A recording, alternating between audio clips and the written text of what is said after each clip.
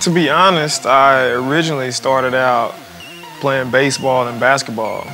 Like, I didn't even play football until high school.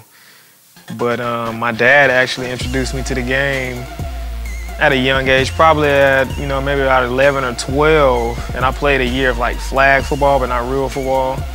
And he used to just always tell me about how much he loved the game when he was in middle school. He was really good. And he played running back also. And his parents actually moved away to another town when he got to high school, so he didn't even get a chance to play football. So he's just telling me how much he loved the game, and I thought I was going pro in baseball or basketball or something. Now we know I'm too short for basketball, but once I got a taste of the game, when I got a little older and I got into high school as a freshman, it took off, and I've been addicted to the game ever since, and I was pretty good at it. So it was easy to like it after I found out how good I was at it, and it's been an interesting journey up until now.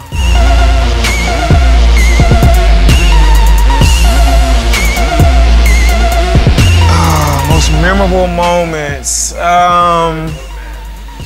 good or bad? Let's start out with the good. Let's say my senior year, my first game at running back, 'cause I switched positions because I played safety, and our All-American running back went down, and I actually switched positions and went to running back. And my first game at running back my senior year, I rushed for 218 yards off of like 22 carries and 2 touchdowns. So yeah, and I had one run that was like a 93-yard run, like across the field. It was a crazy run, but that's one of the more memorable moments I had in my career, and that was good.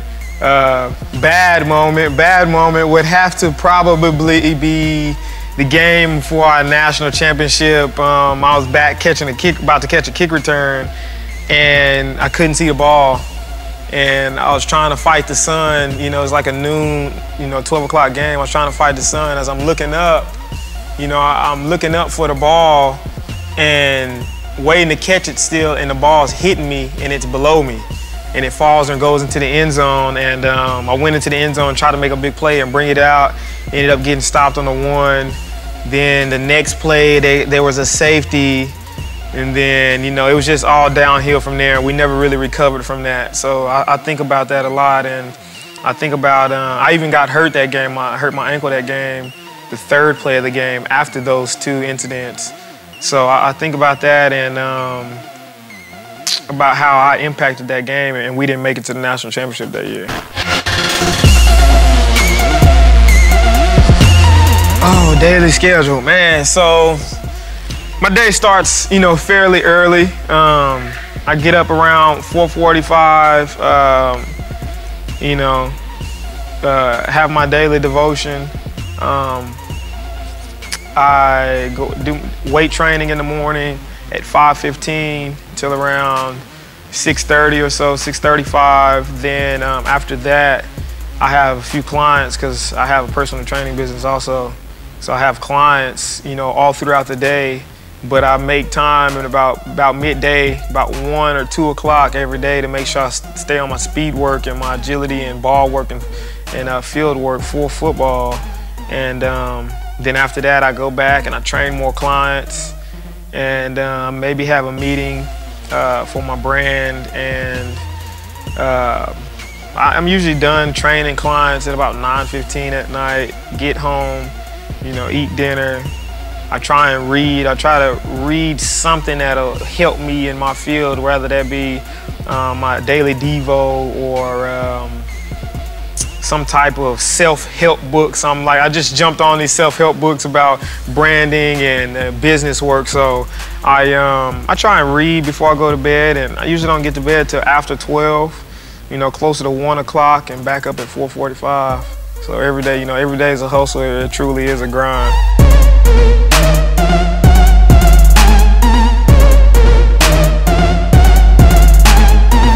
So, like, ups and downs, man, it's tough. I can tell you that it's really tough being a free agent, just because you have to have a certain level of commitment to the game of football, and I'm very much committed to the game. But at the same time, you still have to have a life outside of, of trying to not be a free agent anymore. You still have bills to pay. You still have a life to live, rather that be with kids or a future wife, or just trying to have a normal life, trying to live and enjoy yourself. But it's really tough a lot of times, because you find yourself being so dedicated to the game and getting back in, and the game's not necessarily dedicated to you.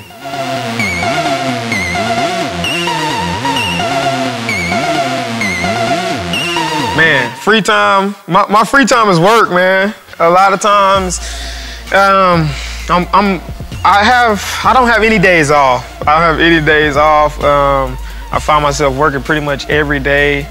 But believe it or not, man, my free time, I like to just relax in some type of quiet environment and just chill, man, because, every day I'm, talking or, cramming numbers and trying to figure things out, or I'm on the field, or just trying to put in work for my future.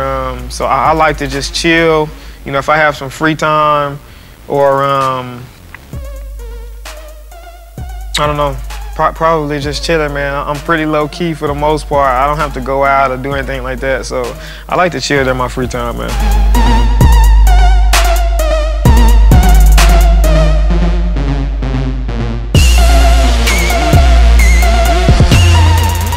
Yeah, I do, and it's to a certain extent I can understand why it's like that, because I played at a D3 school, so at Mayor Hardin Baylor Go Crew.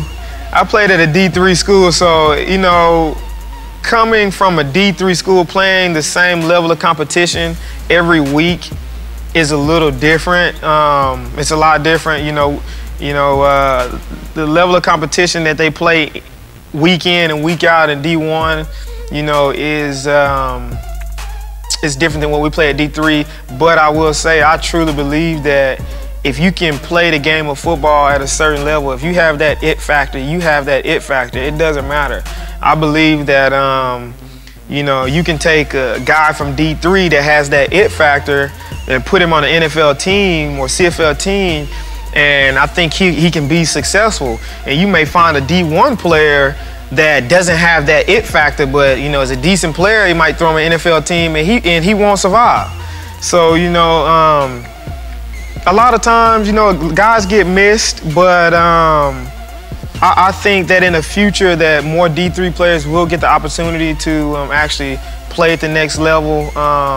There are a few, even from my college football team, other than me, a short stint that I had with the Calgary Stampeders. But one of my good friends, Jarrell Freeman, he starts for the Indianapolis Colts, and another good friend of mine, Nate Minkin, that I played with in college football also, he was with the Texans and the Eagles, and now I think he's back with the Texans right now. So, there's a few other, D3 players that you might not even know at D3, like Pierre Garçon, the receiver for the Washington Redskins. He played D3. Cecil Shorts, who plays receiver for the Jacksonville Jaguars, he's another D3 player. There are a few D3 players, spotted in and out of the NFL that are very successful. And, I think that in the future, the opportunity for D3 players will continue to increase.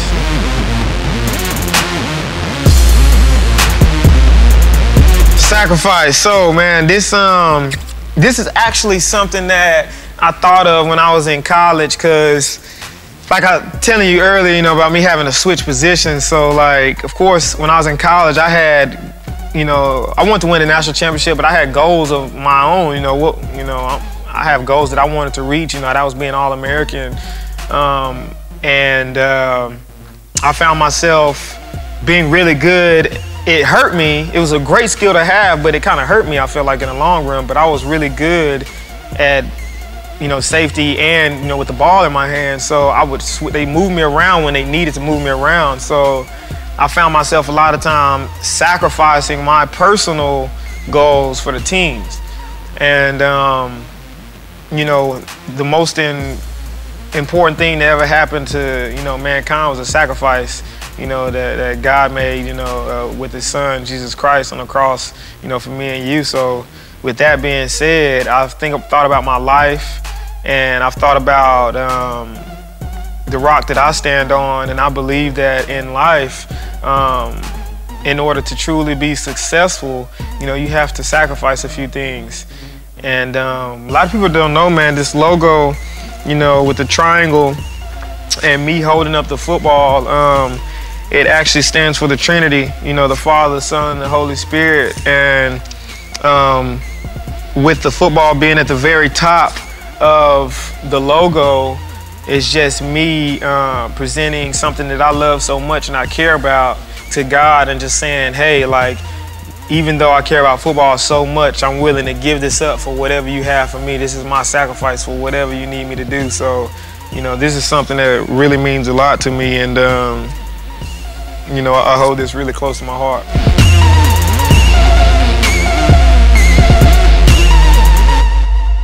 Five years from now, how old am I, 25? 5 years from now, I would have played in the CFL for at least 2 years and will be in the NFL and with a very, very successful brand and an elite training facility in the Round Rock, Austin area. Very happy, married, and just trying to use my stage however God desires me to use it. That's what I'll be doing in 5 years. What will you sacrifice to be great?